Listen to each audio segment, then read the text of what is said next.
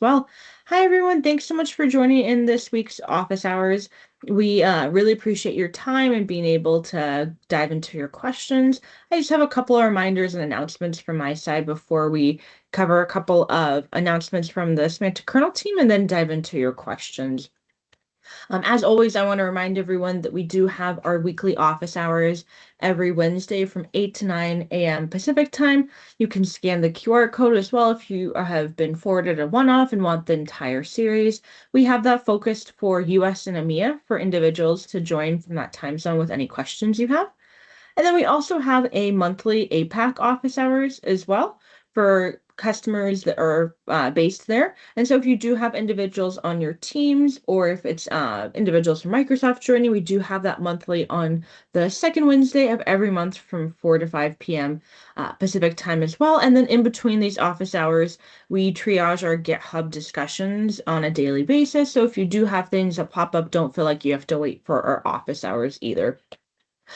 Given that, I want to go on to a couple of updates for releases. We have a new .NET release from the last time that we chatted. There's been some updates within .NET to be able to add server URLs to additional properties, the upgraded SQL and vector data package versions. There's a whole list of other things as well.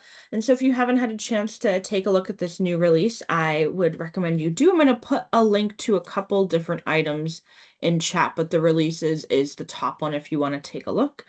And then we also have a new Python release here as well on the next slide that I'm highlighting that goes through some updates for incrementing Python to version 1.12.1 for the package update, the new feature of adding steps 0 with the getting started process for some of those samples, as well as we know a lot of individuals have really appreciated the getting started and being able to walk through each of those steps. And so if you haven't had a chance to look at the Python sample, and the new updates that we have within Python as well within the package, that first link would take you to that. Do you want to highlight as well some updates? So we've been working on our documentation. We have both the SQLite and the MongoDB connector updated within some of our AI services and some of those connectors there. And so if you haven't had a chance to look through all of our new areas within our vector stores with the memory and AI services, do take a look as we are doing some updates there as well.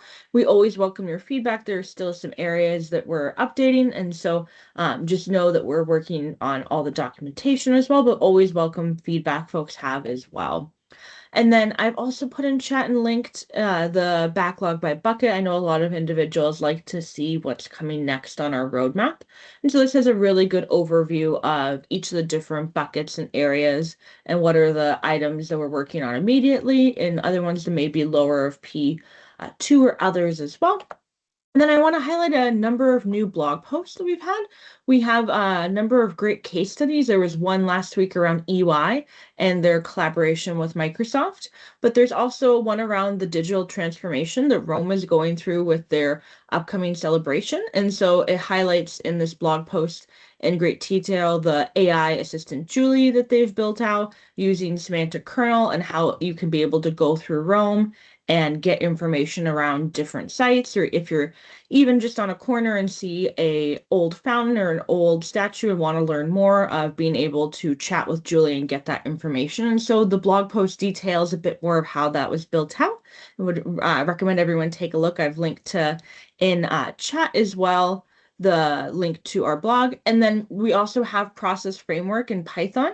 We'll actually dive into that a bit more as well, but we have a blog post highlighting that. And then finally, we have some updates within function calling and some of the different pieces within the JSON schema for .NET. We have that out for .NET as well. And then there are some other blog posts that we have as well on top of this that if you do want to learn more, it's always a good link to go to. And then with that, I'm going to go ahead and turn it over to Tao to dive into some of our updates. Tao, let me know if you want to share screen too. Yeah, I'll share a screen later. Yeah, so we are excited to announce the support of Bedrock, Amazon Bedrock. For those who don't know Amazon Bedrock, Amazon Bedrock is a fully managed service offering serverless experience for people who want to use their large language models on their platform. So I think one of the main thing uh, where people want to use their platform is to use their proprietary models, such as the Amazon Titan series, but they also have support for a lot of third-party models, such as Cohere, Anthropic, and the Meta Llama series. So one of the principal features of Semantic Kernel is the ability to integrate, various AI services seamlessly. So this, with Amazon Bedrock, this new connector, uh, we are giving you another option to explore, uh, different models. And if you're an existing customer with Amazon, you can now use Semantic Kernel within your solution as well. So this new connector supports check completion, text generation, and text embedding. So Amazon Bedrock also has image generation and text to image and image to text. Those are not supported yet. So for Python, I will share my screen. Just 1 second.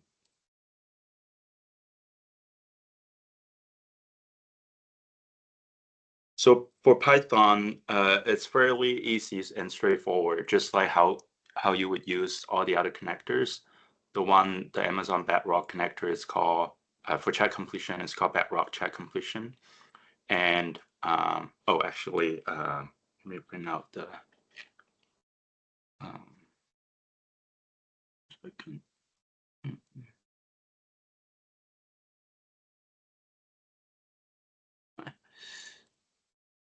yeah. So you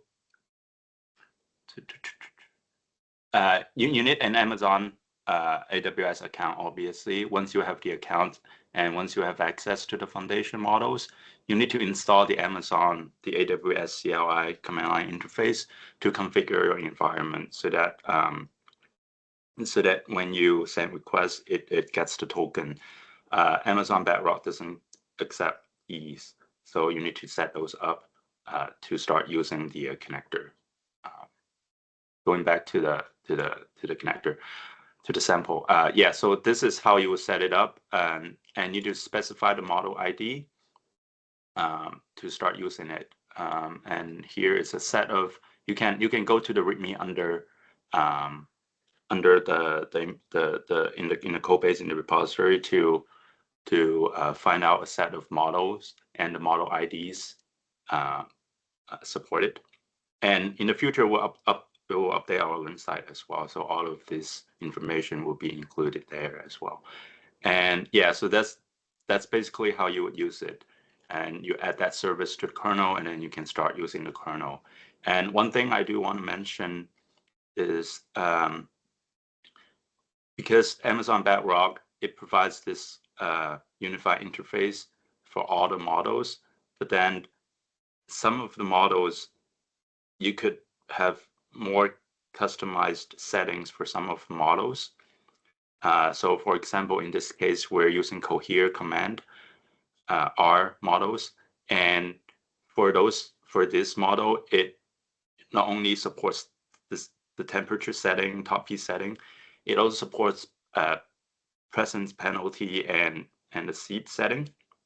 This is not supported in some of the other models, right? So the way you would configure those settings is by passing, by sending the extension data in the execution settings. So once you do that, Semantic Kernel will, while the connector will internally parse these settings and into the request body and send those to the platform and generate a response.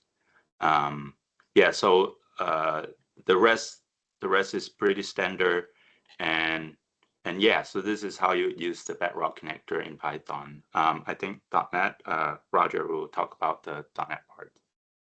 Great. Thanks so much, Tao, for sharing and walking through this in detail as well. Roger, over to you. All right. So this .NET connector is about to get into the semantic kernel as well. It's not yet released, but if not this release, will be in the next one. I can also let me share my screen so it be easier to. Or yeah, just confirm if you can see my screen now. Yep, I can. Can others as well? Yes. Perfect. All Yep. Great, right. thanks. So, like the introduction that Tao just gave on the Bedrock for the .NET, we have inline for having chat completion and text generation for AI, 21 Labs, Amazon, Titan models, Anthropic, Cohere, Meta, and Mistral. The PR is about to get into the repo. We have both chat and text generation. With this PR, we also have a demonstration just how to use those models. I'm just with the README. Setting the credentials in a Windows machine is pretty straightforward using the AWS client tool. We have some ways of doing this, also using the own documentation from Amazon AWS. So once you have your machine set up, you are just easier. It's super easier to use the program and set up in that. So very similar to what you would do in a normal implementation. You just create your builder. Let me put this a little bigger so so give more. So you create your builder. You add the oops a little bit of too much. My computer is not responding quick. Okay. Where was I? Yeah. Okay, so you have adding the Bedrock chat completion service. You provide the model. The model follows in Amazon Bedrock. They have a combination of the provider, comma, what is the model that you want, and you just provide that, and that's all you need to do because normally when you have your environment set up for Amazon, they grab this automatically for you, something similar to Azure client when they find that you have in your machine set up. So all you have to do is just provide a model, or if you want to have more specifics, you can provide more information on the definition of the connector, build the connector, get the completion service, or use straight away the kernel invoke a sync and just have a normal implementation. The implementation moving forward here doesn't change much. It's the old semantic kernel way of doing things. Yeah, and yeah, we will be very happy to have this very soon in the semantic kernel connectors collection for all of you. That's pretty much it. Thanks. Great. Thanks so much, Roger, for diving into this as well. I'll go ahead and turn our back to our next update. We have one more update before we go to all of your open Q&A, and this is on our process framework. So, Evan, over to you. Yeah, thank you. So over the past few weeks, we've been hearing a lot about the process framework. And so last week, initially in version 1.12.0, we released the process framework. And then in 1.12.1, we've added a step 3, getting started with processes step 3 sample. And so we just wanted to talk about today, what's available in Python, what's coming. We shipped the initial version with the local runtime, just as was done in .NET. But we did include in this initial release the ability to run a process as a nested process, so as a step. And I can show you a sample related to that. We also have a concept sample showing how to configure a fan out to a fan in scenario. And then we're working on adding more, getting started with processes samples. Right now, today, we just have a linear process, and then we have the food preparation and food ordering process, which is available in .NET. Currently, we're working on adding the Dapper runtime. So that is available in .NET, and that'll be available in Python soon. I know that's of interest of many people that I've talked to. And then We'll continue to add more samples about how to use agents, MapReduce, and other things like state management as it's currently in progress on the .NET side. So Sophia, I'm going to share my screen and we can just look at how this looks in Python. Perfect. Can everybody see my screen okay? Yeah, I can see it now. Others can as well. Perfect. I see some thumbs up. Okay, thank you. So yeah, if you come into the Python repo under the getting started with processes here, as I said, we have the step 1, which is the simple linear process, and then the step 3, which is the more advanced food preparation and food ordering process sample. So in this README, just similar to what you would find in .NET, we're just showing at a high level what these processes look like. So the sample process here is just going to take some predefined user input and send it to an AI service, OpenAI chat completion, and ask some questions, get some answers, and then when we exit or we get the user messages exit, the process is done. So pretty simple and getting started here. The food preparation one uh, turns things up a little bit, but it's really interesting to see it working and getting started.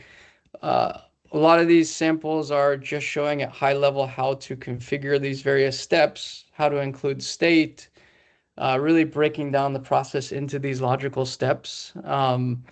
Not everything is, connected to an AI service or things like that, but we are defining kernel functions and showing you how these different steps can be added as plugins to Semantic Kernel, which is obviously the important part. There's a lot here. We're not going to obviously go into everything, but let you review it and of course provide feedback as you do review it, please. But we just wanted to kind of maybe show what this looks like from the Python's perspective. So in step 3, similar to .NET, we have the processes broken out. This is a fish and chip process.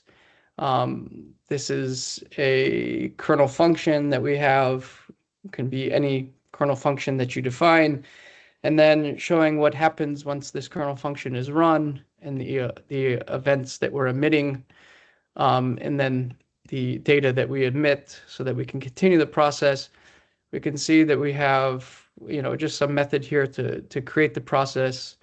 Again, we're trying to keep the constructs very similar between .NET and Python. We have to work on being able to take a process in Python or in .NET and be able to run it in the other language. And so that will be handled and worked on in the near future. But we can say, once the initial event is in the input event, where are we going to send it to? Once we have this particular event, what is it going to do? And so this is all what we see in the README here from the graphs is set up in this particular way. I'll let you all step through and see how this all wires up. But what we're doing here essentially is running some stateless processes and stateful. The stateful processes are only handled in memory right now. Work to be done on actually handling and persisting the state to a memory store, to disk or whatever. But I will just fire off this particular one. It's going to run really quickly and you'll see a lot of stuff printed to the console. But again, this will probably make more sense once each of you can internalize it on your own. So if we were to step through the fried fish process, we can see that we're gathering the fish and that we're chopping it. Uh-oh, something got burnt, so we need to gather the ingredient again. Again, something got burnt. Just showing you how we can manage these different steps inside the process. And so then we actually get a fish is ready. We get to move on to the next one, so a potato fries process. And it kind of the same along as we go all the way through. Then we have some stateful steps. Things knives need to be sharpened once we hit certain conditions, and then finally our ingredient is ready. So this is all available, as I mentioned, up in the repo 3A, 3B. Again, would highly recommend that you play around with it, please. Let us know any pain points you hit, or things that you like. Just really quickly, we'll cover the nested process, which is a very valuable thing to have. We can come in and define a step state that we use as part of the repeat step, an echo step, which is very simple. It's just going to repeat the message that it receives as input. And then, we have the ability to, just as in .NET, have the activation. So everything is handled via types. Once the process is run, the step is run, it's instantiated. The state is then passed to the step, the instantiated step, and then we can run the repeat kernel function and emit the events, either public or internal event. And so this is creating the linear process and then adding the nested process. And so we can see when we run this, it's going to repeat echo, echo, echo, or test, test, test, test, all the way up through, as we defined our repeat step to, where are we at here? Repeat the number of times for count 2, which we expected. So anyway, again, please dive into this as much as you can and give us feedback. We're continually making progress, have lots to do before Ignite. And so Dapper's coming soon, and then more samples will be coming shortly after that. That is my Perfect. very fast overview of processes in Python. Thanks so much, and I really appreciate you walking through that. So there were a couple of questions in chat from Steve. Steve, in terms of when we would use the process framework, Evan has a really good response around when you want to be able to do something repeatable, stateful, and audible as well, and where you want AI alongside running code as well. And I just want to make sure and capture that for the recording. I saw, Steve, you had a multi-agent process that we would recommend using this for. And then you also talked about if there were multiple teams internally to Microsoft who were using this as well, which there are. Evan had also highlighted that. But just wanted to make sure, Steve, there weren't any other questions that you had around the Python process framework that we shared out. Anything else that you want to come off of mute and share? Yeah, so just to add to that, as it relates to multi-agentic frameworks like Microsoft's other framework that you guys have, AutoGen, is AutoGen still being implemented, or are you guys now shifting towards this new framework here? So I guess where's the use cases between this process workflow framework compared to multi-agent frameworks? Yeah, that's a really good question. In terms of AutoGen is a research project for multi-agent, so we don't recommend that be used in production environments. That's something that they've noted. And so the multi-agent and agent process that we have in Semantic Kernel is production ready. And so that is the recommended approach there. But in terms of your question around when to use multi-agent or with process framework, they can work together. But I know we have Evan on, so I'll turn it over to him to kind of dive into that even further. Yeah, thanks, Sophia. So our agent framework, I just put in a link into the chat to our Learn site, supports single and multi-agents. The nice thing, like Sophia mentioned, is you can use the core semantic kernel, like we saw with the demos today from Evan Matson, to do all the things you can with semantic kernel, call in models, different services, all those different types of things, vector stores. The nice thing is you can also use our agent framework inside of the process framework. So if you wanted to use the agent framework to build, let's say, your own agent using just chat completion, you can do that. You can use OpenAI. I think we saw from Tal's demo, you can start to use Bedrock in the future, Bedrock agents. So you have some different options there for the agent framework. And then I can take any of my agents that I've built and put them inside of a step. So now I can start to leverage the agent framework inside of the process framework to have one agent or many agents do work for me. So I could have, let's say I need to open up an account. That's one we've looked at before. And you can review that on some of the previous YouTube videos from office hours. But I can have an account opening process where I can have an agent help the user fill in like a onboarding form on my website or a mobile app or whatever. Then I can have another agent go and pull credits, review all those credit reports, find items of fraud as part of the process. So I can start to use agents where it makes sense. And really, the other piece is you have humans in the process also, along with just running regular APIs and code like you normally do in your process already. So it's nice that we want you to be able to leverage Semantic Kernel and really leverage that investment that you've already made. And now you can use the same thing inside of the agent framework, and then you can even use the agent framework inside of the process framework. So we want all these things to stack. So anything that you've already built, you can now go even further and go from semantic pieces that you get with AI all the way up to the top of the pyramid to get something that's way more grounded and reliable and repeatable with telemetry end to end throughout the whole process. That makes sense. So it's more of a framework to be more deterministic as compared to just, hey, here's a multi-agent framework, go hopefully figure out, come up with a solution. That makes sense, and that's definitely something that we've struggled with as well, with just a multi-agent framework coming up with a proper answer. It works. You know, the solution that we're using it for, it does work. It's error prone though, right? Because you just kind of leave it up to a bunch of agents. So this is definitely a welcomed addition. One other follow-up question I have is, it seems like this is because it's very compartmentalized.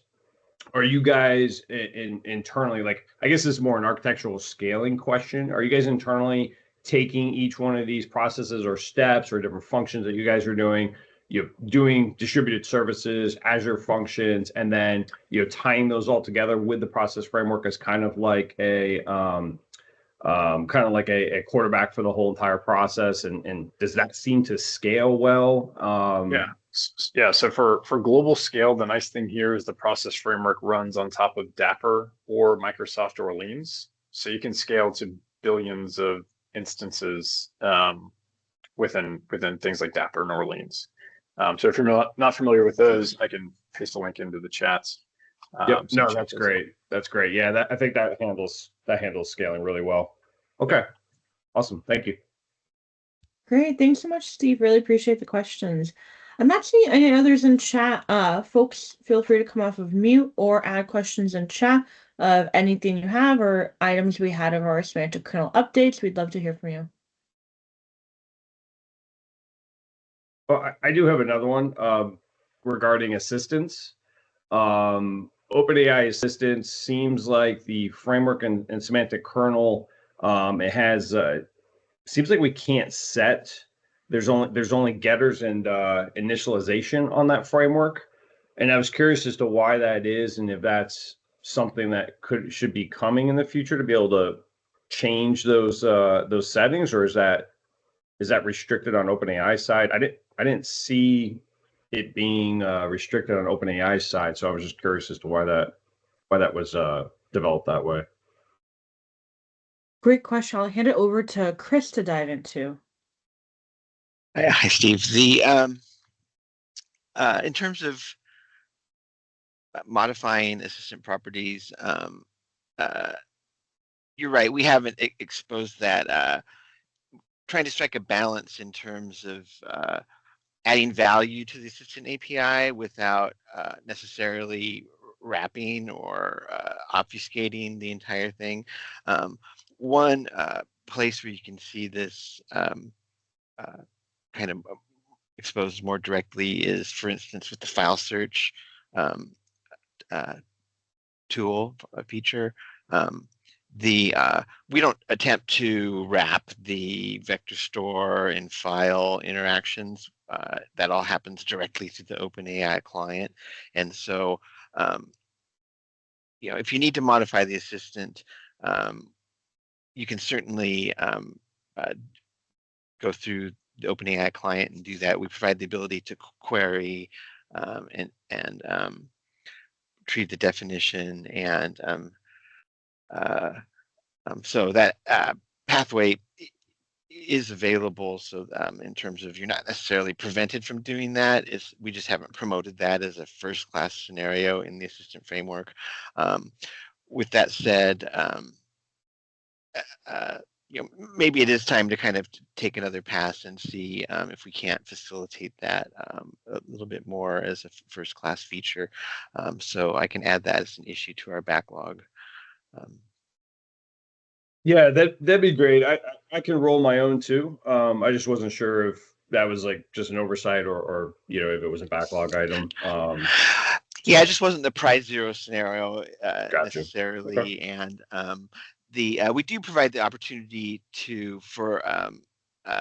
with the kind of the intersection between semantic kernel features and the assistant API. We allow for templating with the system instructions for the assistant. So that's kind of value that's we bake in that's not innately part of the assistant API, which provides some dynamism in terms of being able to alter things kind of per invocation. And so we've kind of tried to focus on some of the more immediate things. But hey, can I ask you a question? What is it that you want to modify?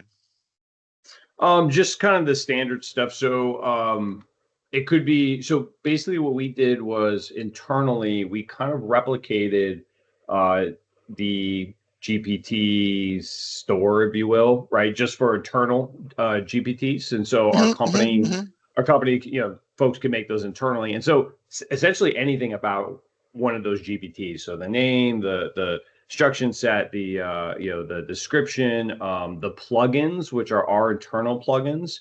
They could add or remove them at will.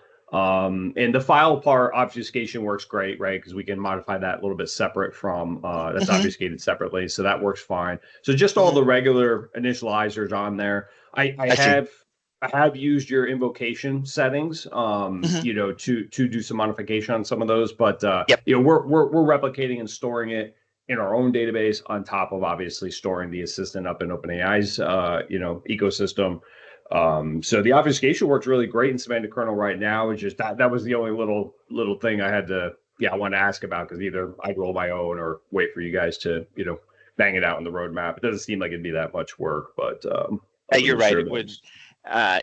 Thanks for providing those details. I would like to call out in response to that the plugins aren't actually persisted as part of the assistant definition.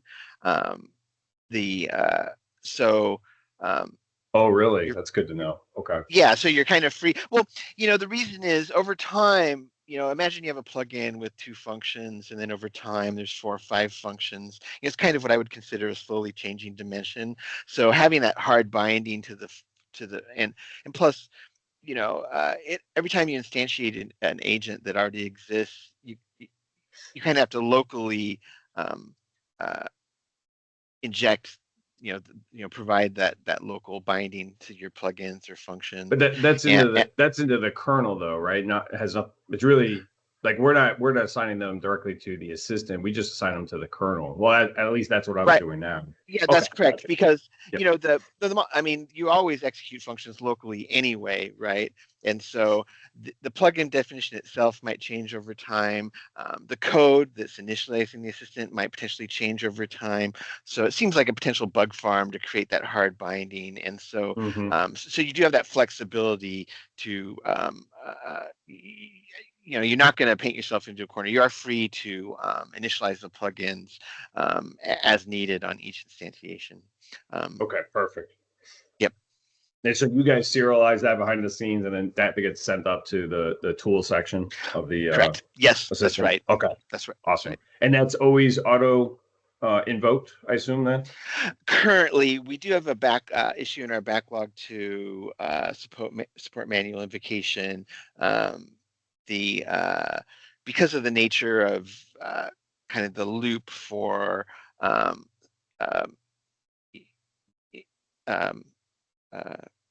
processing the run for the assistant run, either the streaming or the non-streaming version, we kind of need some type of event-based or hook-based way to respond to that event, where with the chat completion agent, it's more straightforward. We've just mirrored the same pattern for the chat completion service, where we are able to yield out that function call message. Right. But because the run doesn't really yield until it gets an answer to that, it's a slightly different pattern that it's definitely been on our radar, and we're hoping to address pretty soon. And then that would give us the ability to support manual invocation for both agents' direct invocation, as well as then have a solution for the group chat where you could do group chat with manual, because we'd have be able to leverage that same pattern to inject the user's response to a manual function call in an ongoing loop. Right. Okay. Makes sense. Thank you. Yep. Sure. Great. Thanks for the question, Steve. Really appreciate it. Other questions folks may have. Would love to hear from you to go ahead and come off of mute.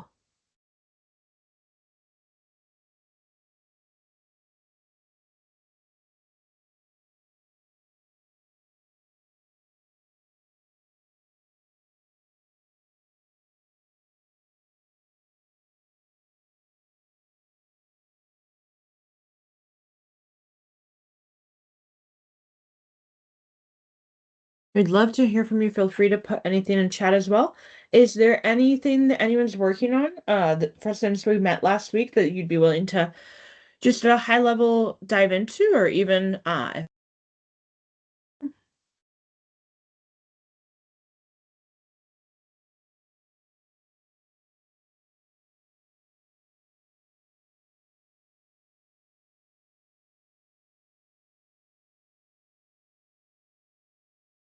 give it a few more minutes in case anyone's typing or wants to come off of mute. But if not, we may have a shorter office hours if there are no other questions that folks have.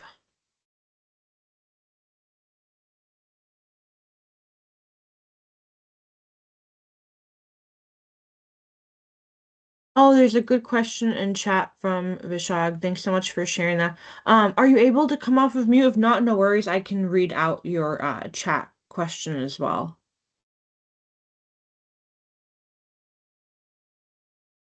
So yeah, Vishag had detailed in C# when they build the chat completion agent object, when they set the kernel object to be used for the agent on agent execution, they're accessing some custom services from the kernel object. After getting a response from the agent, they are trying to get the agent kernel object to access the same service from the same agent, but it looks like the service in the kernel object is not having the data updated while agent execution.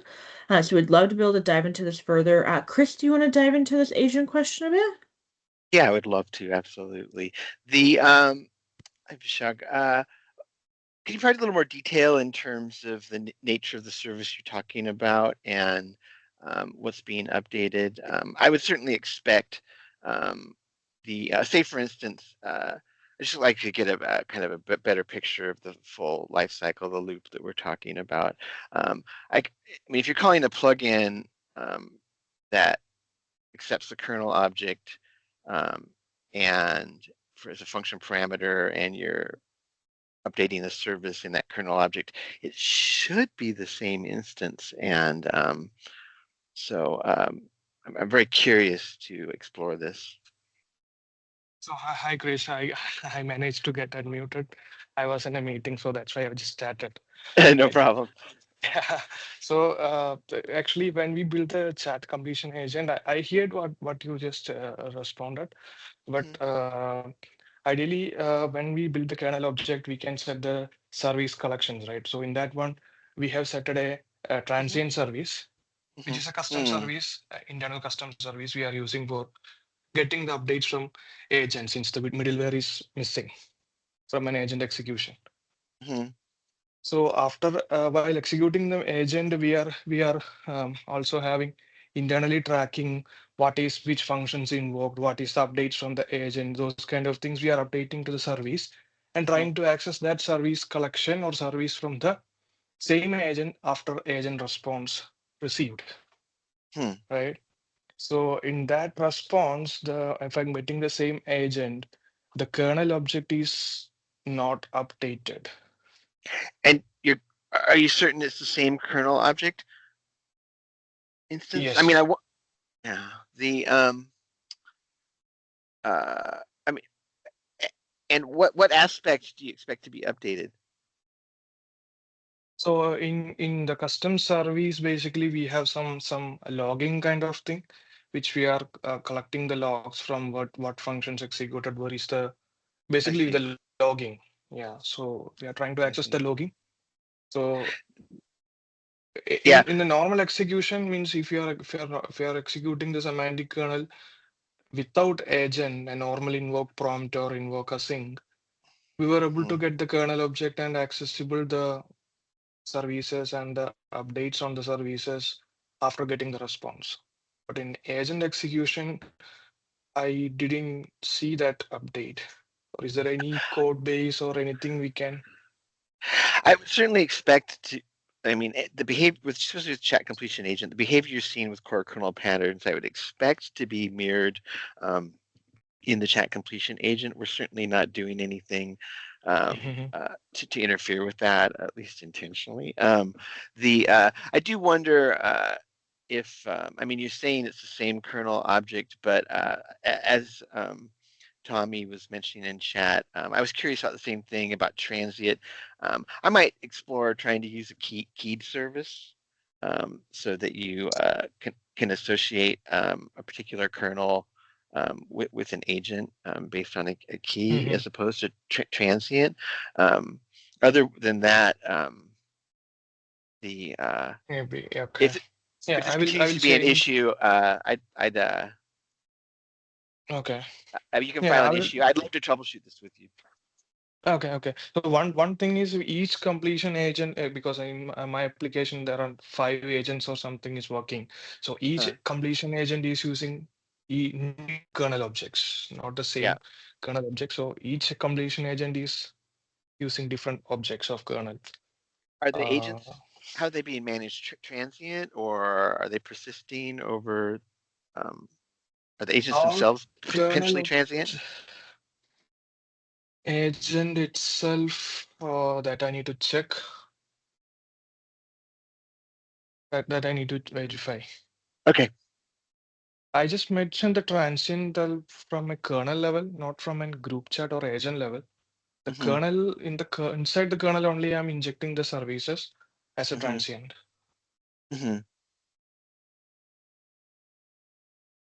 I see. The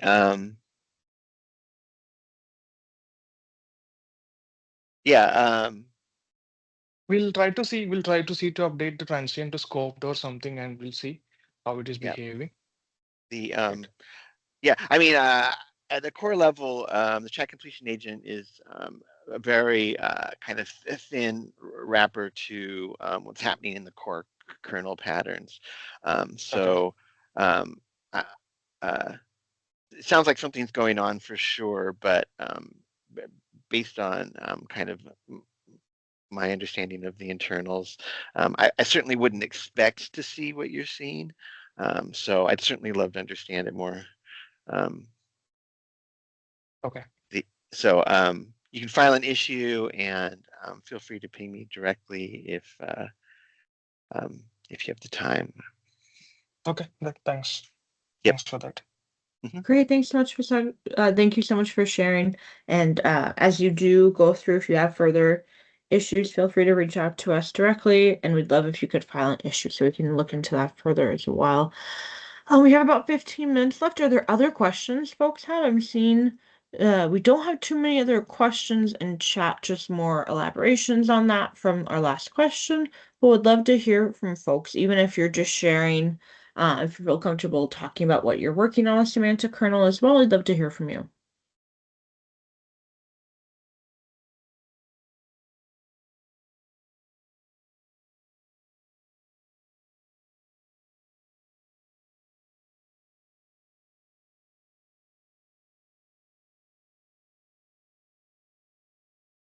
Okay, if there aren't any other questions, I'll stay on for a minute or two more, but we'll go ahead and end this week's office hours. Thanks so much, everyone, for joining in.